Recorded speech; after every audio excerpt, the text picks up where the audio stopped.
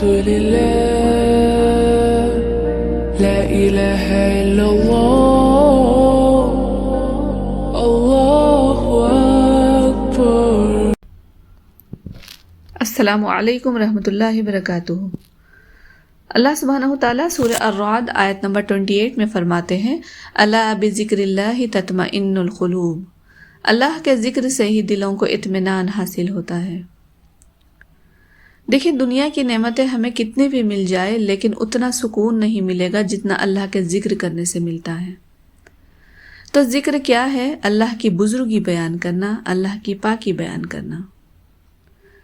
تو خوش نصیب ہے وہ بندہ جو اللہ کا ذکر زمین پر کرتا ہے اور اللہ سبحانہ وتعالیٰ اس کا ذکر آسمانوں میں کرتے ہیں فرشتوں کے سامنے. اور جب ذکر کرنے والا ذکر کے تمام الفاظ کو صحیح ادا کرتا ہے، ادھر اس کی زبان سے الفاظ ادا ہوتے ہیں، ادھر اللہ سبحانہ وتعالیٰ فرشتوں سے فرماتے ہیں فرشتوں دیکھو یہ بندہ مجھے یاد کر رہا ہے. مشکات کی روایت ہے اللہ کے رسول صلی اللہ علیہ وسلم فرماتے ہیں کیا میں تم کو خبر نہ دوں کہ تم میں بہترین لوگ کون ہیں؟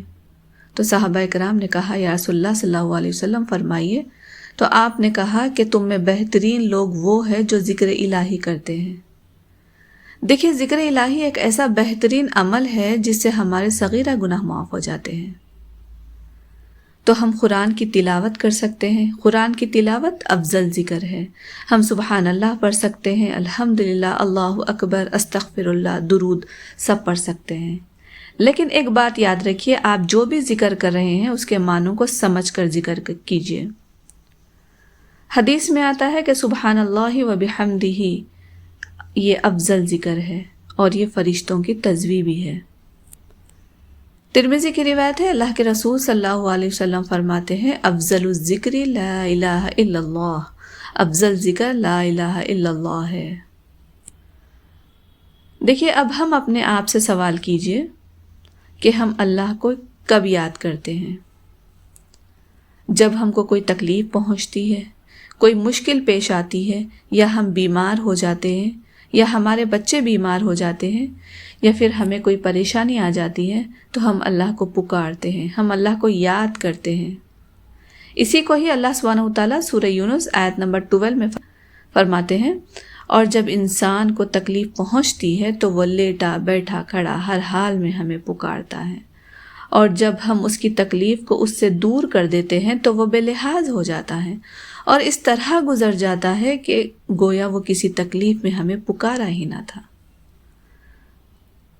دیکھیے کتنی افسوس کی بات ہے.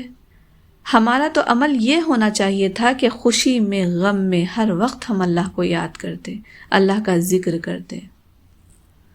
سورہ احزاب آیت نمبر 41 اور 42 میں اللہ سبحانہ وتعالیٰ فرماتے ہیں اے ایمان والو تم اللہ کا ذکر خوب یعنی کثرت سے کیا کرو اور صبح و شام اس کی پاکیزگی بیان کرو. دیکھیے ہم سب چاہتے ہیں کہ ہمارے دل کو سکون مل جائے، راحت مل جائے، ہمارے ٹینشنز ختم ہو جائے، ہمارے پریشانیاں دور ہو جائیں. تو ہم سب کو چاہیے کہ چلتے پھرتے اٹھتے بیٹھتے ہر وقت اللہ کا ذکر کریں. اگر آپ کسی کام سے باہر جا رہے ہیں یا گھر میں کچھ کام کر رہے ہیں تو ذکر کرتے ہوئے جائیے، اور اگر گھر پر کام کر رہے ہیں مثلا کھانا بنا رہے ہیں تو ذکر کرتے ہوئے کام کیجیے. نیت کو خالص رکھیے، انشاءاللہ ہمارا پورا دن عبادت میں گزرے گا. اللہ سبحانہ وتعالی ہم سب کو ذکر کرنے کی توفیق عطا فرمائے. آمین یا رب العالمین.